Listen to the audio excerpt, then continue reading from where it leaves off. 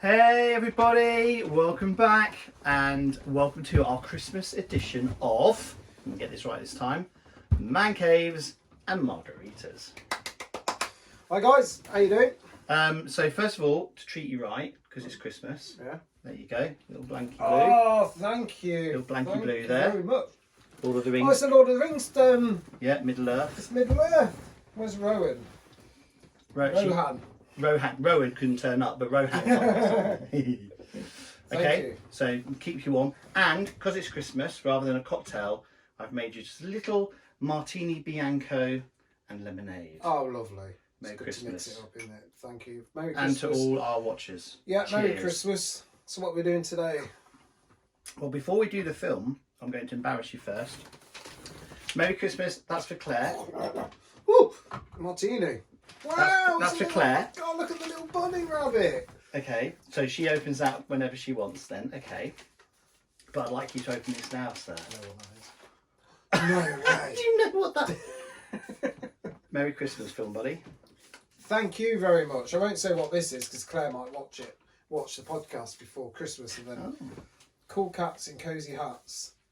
To dwyz, lots of love, Gav. Oh, mate. And I'm opening this now, man. Open. And I'll keep the intro to the film short then. Well, I'll tell you something. Being that you didn't even realise we were doing this today, you're very well prepared. That's been under the tree for a week. Because I literally said to Gavin like an hour ago, right, I'm just having something to eat and then I'm on my way. And Gavin was like, I thought I was watching Croatia play Argentina tonight. But to be honest, I know semi-final. Tomorrow's the big one. Brazil. No. Oh no, Brazil are out, aren't They're out, yeah. Morocco play France. Fuck off. Wow. So now you've got some Blu-rays. Which means we can take it in turns next year to watch. Wow, mate. Lord of the Rings, dude. Thank you very much. Happy Christmas, my man. Happy Christmas. Right. So we're going to be watching these on the big screen. Yeah. Please. Yeah. That's, yeah. On the 150 incher. That's it. That's Claire's Sorry, Christmas present is now broken. I haven't even got a receipt for that. Right. Okay. And then round here, we'll watch, what's the other trilogy Hobbit. we like? Hobbit. Yeah. Do Okay. Lord of the Rings on the big screen. Yeah. And we'll do the Hobbit in here. Right? Is it a trilogy, the Hobbit? Oh, yeah. All right. Okay. Yeah. Good Right. work. So today's film Yeah. is a Christmas film. Surprise, surprise. Die Hard. No, although that's very obvious, and I do love Die Hard. No, do you know what? I did think of Christmas films like Lethal Weapon, Die Hard. We've already watched one Christmas film without really realising it, and that was First Blood. That's Christmas. Is it? Yeah, it's Christmas trees, everything in the sheriff's office. Didn't even notice. So no, so this is by Robert Zemeckis. Okay. So it's animated, and the big clue is Jim Carrey. It's But it's animated. No. Jim Carrey and it's animated. I know. Well, it's not like it's not obviously the last Christmas before. What's that one that? Last Christmas before the Christmas we had before then. Don't think it's that one. The Christmas before the one we had before then. Is that it? No. Last Chance. I don't know. Come and get me oh God, fuck that up. Right. Come and know me better, man. That's a clue. It is. I might not have seen this. It is the animated version I've not of seen this. A Christmas Carol. I didn't even know there was an animated version. So, when this came out at cinema, very quickly, average reviews. Didn't watch it for about 3 years. Watched it like last year for the first time, round at my friend's house, Lucy and Katie's. Oh my God, it's gorgeous. So that's why I've chose it. So Right. another one you haven't watched? I know. Didn't even know it existed. So here it is, Merry Christmas, everybody. That's enough of that. Fun. Right. Yeah. See you on the Okay. see you on the flip side. Peace. Until later.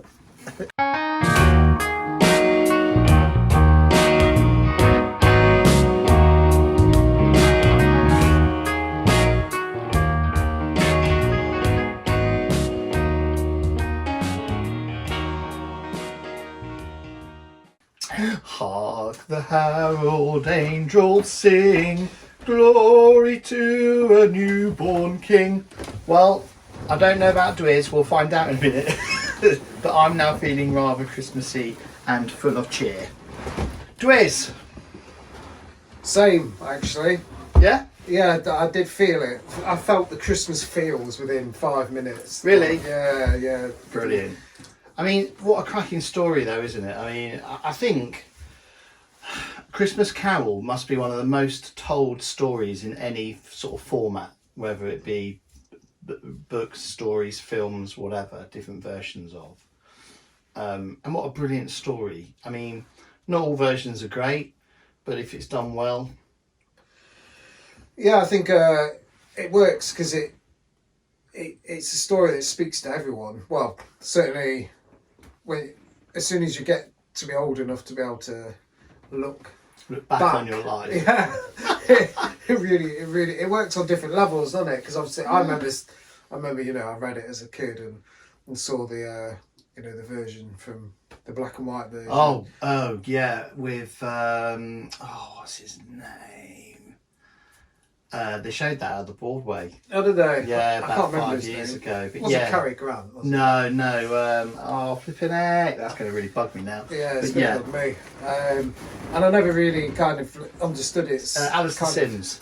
Oh, okay. There you go. I wouldn't have got that. Yeah, when I saw it then, I didn't really get it as relevant, but watching it today, it did actually give me pause for thought. Yeah. You know? Nice. Yeah. I just think the whole idea of because to say that's Disney, that's quite dark. Come onto that in places, but then again, A Christmas Carol as a story is supposed to be dark in places. You know, that's the whole point. The whole idea that one man, the redemption of one man can be brought about by reminding him of what could have been if he'd done things differently in his life. It wasn't even about reminding him, was it? It wasn't even showing him what could have been different. It was just making him realise that everyone hated him. In the Disney's one, this one, it was more based on him just realising that nobody liked him.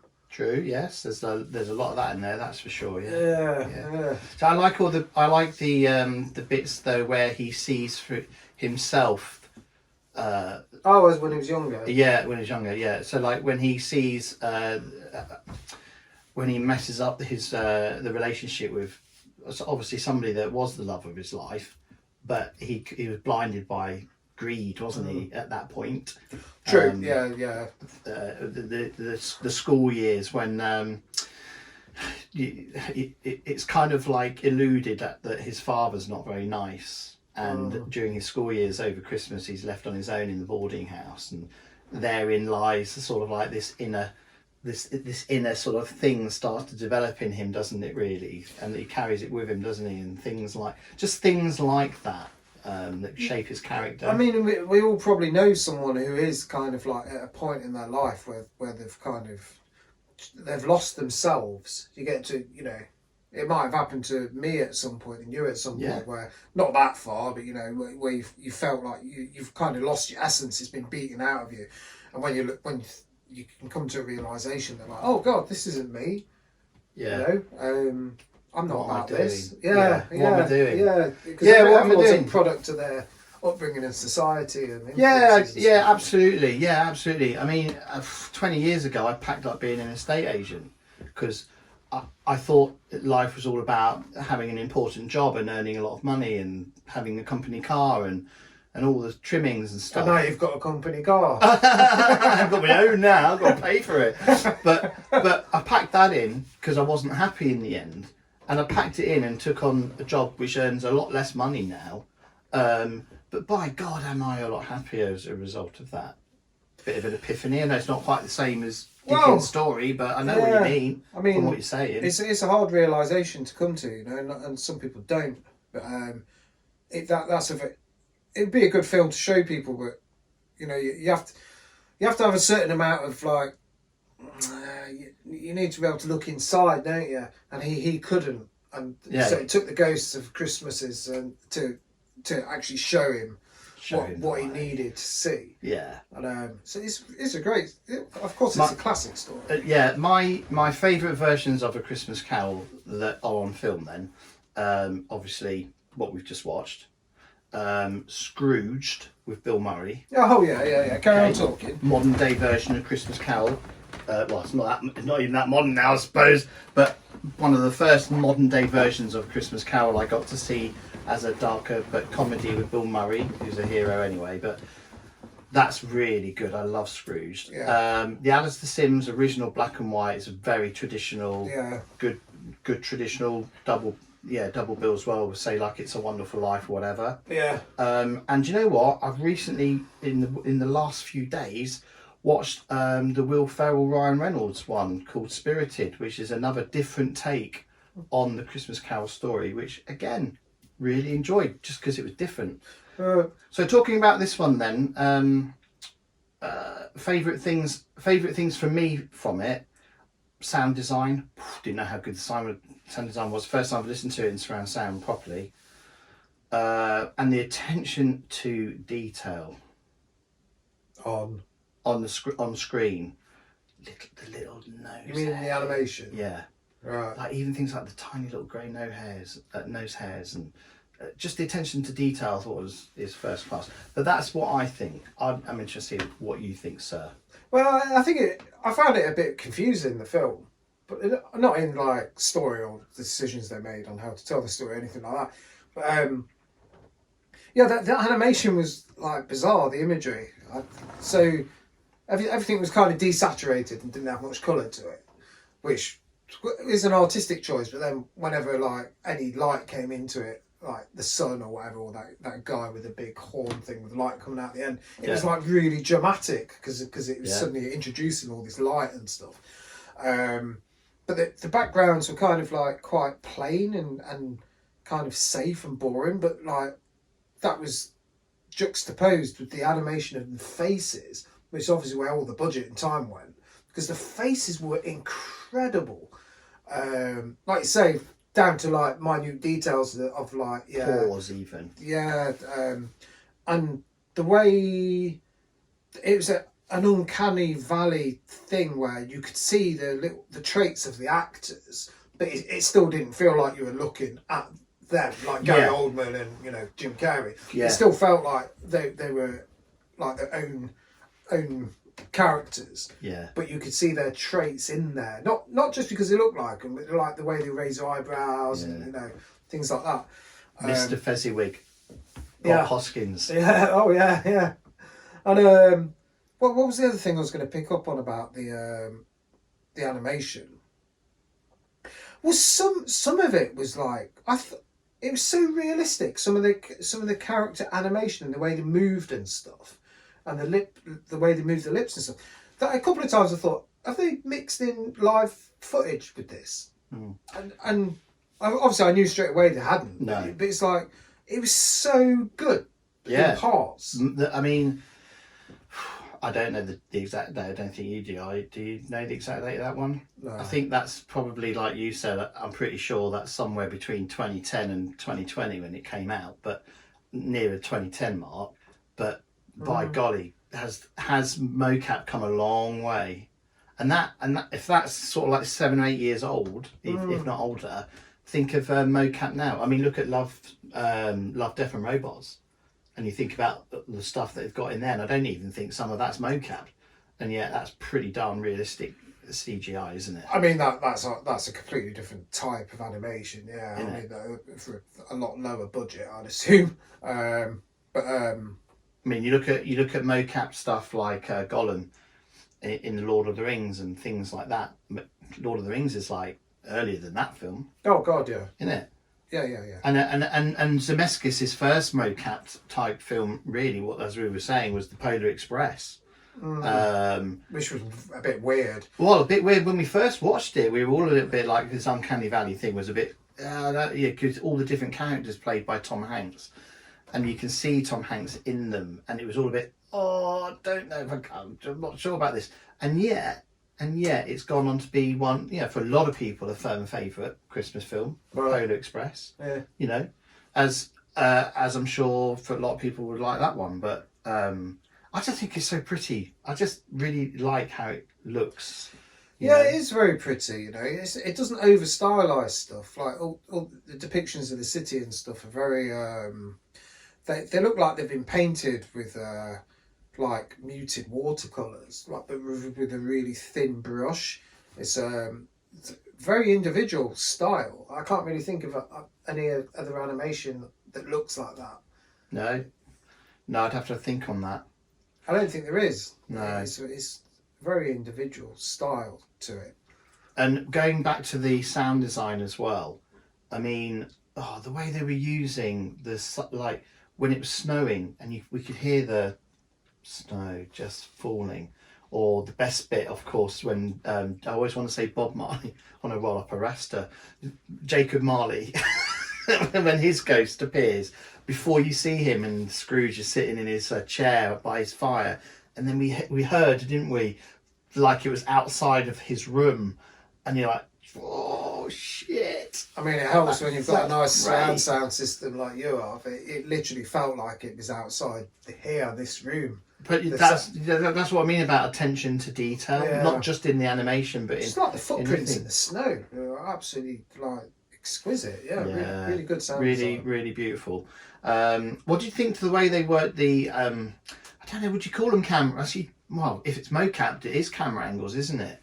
The way they were moving the camera around. Yeah, I think that's part of where the Uncanny Valley came from. Because it would flick to a new screen with new characters in it, and the camera would be moving in a way that you're familiar with watching, a Hollywood movie. So it was put together very well in that sense. Yeah, really good. I guess that's the one thing, isn't it? With that sort of animation, you can either do it in a familiar way, so we're not just sitting there thinking, this is too much. Or you can do it in a familiar way, and then every now and then do a shot that you could only do in a normal film by using some sort of massive CGI budget or something, which then has an impact. Yeah, touch my robe, holds it, and then it's flying up to the moon, and it's all out in one. And yet, prior to that, they've just been talking together in that one room, haven't they? Without too many trickery and stuff. Yeah, you know what I mean? It's that sort of the magic is in places, but not constant. Yeah. So that when it happens, it's always a nice little moment. It's like, you know what I mean? I do know what you mean. Yeah. That's in fact that very bit is probably the one thing I'll remember from the film the most. Because I thought I would recommend the film, but I did think it was a bit boring. So interesting. Yeah, it's a very, I don't know if "stayed's" the right word. It's a very plain interpretation of the story, very predictable interpretation of Dickens' work. Yeah. Which is maybe why, like, I'd never heard of it before. Okay. And that might be why it didn't make waves. I'm not. Like I say, I would recommend people watch it. I enjoyed it, but it didn't know which way to go, whether to stay safe or go out of bounds, and it felt like it was going. It was nearly there, and it just stayed in the middle of the road and didn't quite go either way. Yeah, it tried to keep itself traditional. Yeah, very true. So it tried to keep itself traditional, but within the traditional story and dialogue as well, come and know me better, man. And there's there's loads and loads and loads of the scripted stuff in there, literally lifted straight from the book. You'd know that more than me if you've read the book anyway, even if it's a long time ago. But on the other hand, there is certainly stuff which they're able to do, magic that they can create, which then could shift you, like you said, to the other side. Now, for me, I wouldn't say, I would never use the word boring. Okay, it's that's okay. No, not harsh. It's how you feel, right? It's how I would never have used the word boring, but that's because I also really love the story of A Christmas Carol. Yeah. So seeing it in different iterations, if that's the right word, lots of different versions of it always appeals. I like it. I mean, there's even one with like BBC did one as a special once with Ross Kemp in it, and he and he was like on a London council estate, and his job was I think it was like a repo man or something like that. And for me, seeing that one day in the radio Christmas special Radio Times, get your highlighters out. It was quite exciting. So thinking, oh, how are they going to do the ghosts? How's that going to work? And how are they going to, what they're going to do? And so I just find it really, I just think it's a really cool story. Yeah, it is a good story. So the fact that it's traditional, I like. The fact that they play with it as well, I also really like, because the times when they play with it, I just think, oh, that's really nice. I mean, certain scenes that stick in my head from that, when the Ghost of Christmas Present is starting to decline and go, and he's in that room with Scrooge, and he's got the massive clock about to strike 12 behind them, and you can see the cogs all moving, and the camera at one point it panned right back, and it was really high up to show how big, and they were tiny, weren't they? Tiny. And I did actually hear you sort of go, oh, that was the other really good shot. Yeah, and then it comes back to them, and then he disintegrates and go blown. Oh man, that's what I mean about they couldn't decide which way to go. Imagine if the whole film was like that. Yeah, well, it would. Yeah, because if the whole film was like that, it would those moments. By the time I got to that bit in the film, it would have been special. It wouldn't have been. No, it would have, because you do each individual one in a different way.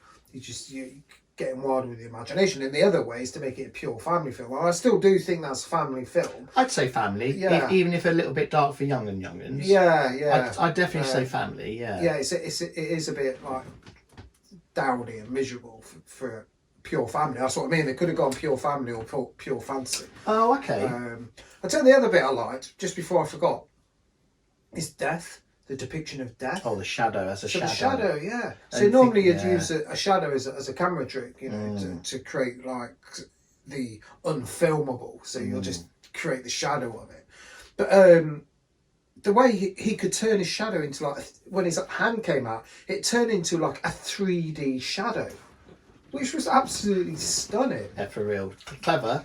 Very clever. Very, very well done. Yeah, clever. Had lots of really nice touches all the way throughout. Did you like the sequence where the horses and the carriage, the whole death sequence, really, the horses and the carriage and everything, where every time the roads are getting narrower and narrower, and the carriage is getting tighter and tighter, and he's getting smaller and smaller, but the red eyes of the horses. And did you like all that? Yeah, it was okay. I liked them when they first turned up the horses. I thought they overplayed it a little bit. But, were you a fan of that bit? Were you? I liked it, but it's not what I remember from the film. Right. Yeah. Which is weird, isn't it? Yeah. Do I remember more of the traditional stuff? Yeah, I do actually. I remember more of the traditional stuff from that than I do those extra big bits or action sequences that they've put in and stuff. Before I've watched, I'll probably watch that about once every. I don't watch it every single year, because if I do that with any Christmas film, at least anyway, it doesn't become special anymore. Yeah. Let me tell you, kids, as you get older, year goes faster, right? So I'll probably try and watch that at least every couple of years, so it stays still a bit fresh. But before watching that with you tonight, if you'd have said to me, what bits of that do you really like, from having seen it before, I would have said I like the bits with the Ghost of Christmas Present, where he first gets introduced and he opens the room and he goes into the room, and that's when you really see all the colour and the greens and the golds and the food and come and know me better, man, and all that sort of stuff, which is very traditional Dickens. And the bits where he has to hold the ghost's robe so that he can travel with the ghost. So in this case, it was the Ghost of Christmas Past, where it was like the candle wick, which is a very novel way. I've never seen the Ghost of Christmas Past done as a candle wick. But then when he holds his hand and he's taking him out the window and he's flying with him to the school and the village, I loved all that. And that to me is a lot more traditional Dickens. Even the stuff with Marley and the build up to the fact that Marley's going to be coming, that we know he is, but Scrooge doesn't, So I like those are the things I remember the most from it. And in a couple more years, I'll have forgotten probably the chase with the horse and cart. Yeah. But I'll remember the bits with the ghosts Right. and with the gravestone and all that stuff, because that's what I remember the story, the traditional story to be. Right. Yeah. Does that make sense? I think so. Yeah. I mean, I think that kind of some ties in with me saying it was a little bit boring. Not boring, such a negative word. Like, so it's Christmas, right? Mm-hmm. You're at home. It's nice and warm. Yeah. Got your cup of tea and mince pie. Sit on the couch. Put that on. It's yeah, this is Christmas. A little bit boring. Don't matter. You're not there for like thrills and bangs and. Well, we'd have watched Die Hard, wouldn't we? If Yeah, we wanted yeah, that sort of exactly, Christmas yeah. film, Yeah. we'd have put Die on. I shouldn't say that because I don't know what you're choosing for your one, but It's not Die Hard, but yeah, it's difficult. I mean, choosing a Christmas film hasn't been easy. This has been the hardest choice of a film so far. was it? For me, it has, yeah. Yeah. Because there are a lot of Christmas films, like Muppet Christmas Carol. Oh, now that if you want to see Dickens but light-hearted and laughing and really well, we'll watch Muppets Christmas Carol then. But I thought, well, I bet you've seen that, right? Mm. Yeah. So, and I thought, well, I can remember this for the animation, and I wanted you to see the animation. Right, yeah. I really wanted you to see that, and I'm glad I've done that, because mocap stuff. There's not that much mocap stuff that I like because of the Uncanny Valley type sort of stuff, but I really like that. I really like Beowulf, actually. The story of Beowulf. I really like that. I thought that was done really, really well. But other than that, there's not that much mocap stuff that it's full on. I mean, full mocap stuff that I really like. So I'm glad I got to see that. But I mean, yeah, choosing a Christmas film, flipping heck, you don't realise just how many really what you think's really good or enjoyable Christmas films there are. So Muppet Christmas Carol, It's a Wonderful Life, Scrooged, Elf. Everyone goes Elf, don't they? Yeah. Elf is good. Yeah. You know what I mean? The list goes on and on. So it's not easy picking one. So I'm very excited to see what we actually want. We'll probably watch Conan the Barbarian or something. I The think, Christmas film that is Conan the I Barbarian. do already know. What, Oh, you do? well, I've already chosen mine. Yeah. So yeah. It's Okay. Are we gonna have mince pies? Oh, we should. Should we have a couple of mince pies? Yeah. I could bring a little little tubby of double cream. Well, I can't have that, can I? Oh no, because you're vegan. It's all right. We'll Why just... don't you melt some of that horrible vegan cheese that Claire gives us? Ew. And we. No, thank you. We've got vegan mince pies. They're nice. Okay, I'll have a vegan mince pie then. And we can have some Vegan cream. I'll make you can get vegan cream. Yeah? Yeah. Right. Vegan mince pies and a vegan cream. Yeah. Right. So, seeing as it's Christmas, let's to finish the film bit off. You go first this time. Yeah. I think it's a great film to sit down and watch with your family. Obviously, if you're really young, and they might find it a bit dark and stuff. But I don't really watch Christmas films with my family, so I don't really know what it's like. But if I was gonna, I'd like it to be that film. Really? Yeah. Okay. It's really cozy and cute and really nice story, and it's. Do you think there's bits in that to appeal to most people? Yeah, I believe so. Yeah. Yeah, it's lovely. It's really lovely. I was very surprised how festive it made me feel when we started watching it. Within 3 or 4 minutes, I was beginning to feel like the first Brilliant slap around the cheeks. Like it's Christmas. Yeah. Well, it's lovely hearing all the old carols, isn't it? Yeah. Pop old That's carols. good as well. Yeah. Yeah. And I mean, didn't talk about the music actually, and the audio. I mean, the sound on that, by the way, is crystal clear. We've got some really good clear. We've had some great films so far for clarity. Okay, but the music in it, Alan Silvestri, he's very famous composer as well. No. So the way he composed all those old traditional carols in there, it sounded lovely. Didn't really notice myself. Yeah, Lovely. it'll wash day. Joy to the world, dwyz. So yeah, tell me then. Anyway, sorry, are you done with that? I'm sorry, Yeah, now. yeah. I kind of got excited there because it's Christmas. I didn't. No, it's okay. Finish I'd recommend it to watch with your family, or if you just want to chill on the couch and not have to think about things and just relax. Yeah, I'd recommend it. Okay, good. Are you glad you saw it not in 3D? Or would you have liked to have seen what it was like in 3D? Yeah, I would have liked to seen it in 3D actually. Yeah. You can tell there's certain moments, like with Death's finger. Oh yeah, coming out. And the cross on the church as he flies over it. And but things like that. Pretty interesting. Might have been interesting, mightn't it? Yeah. Okay, thanks for that, man. Right. So having rewatched it, based on critics' reviews when it came out, I thought when I saw it, I was only going to be giving that film a 5 or a 6 out of 10, right? But when I watched it and fell in love with the animation and everything in it, then for me that was an 8 out of 10. Okay. So yes, and it still holds as an 8 out of 10. And I also like the fact that Jim Carrey's performance in it is for him it's more subtle than anything, isn't it? You know, it's not like the Jim Carrey that I thought we might be getting, because I don't like things like Pet Detective and all that. It's too much for me. I do like some of his films, but that, for example, is too much. So I prefer the Truman Show. Yeah, the Truman Show. Carrey is the Carrey I prefer, because he's a damn good actor when he wants to be, and he obviously worked really hard on that. I thought that was really cool. So 8 out of 10 for me. Right, what are you having for Christmas Day?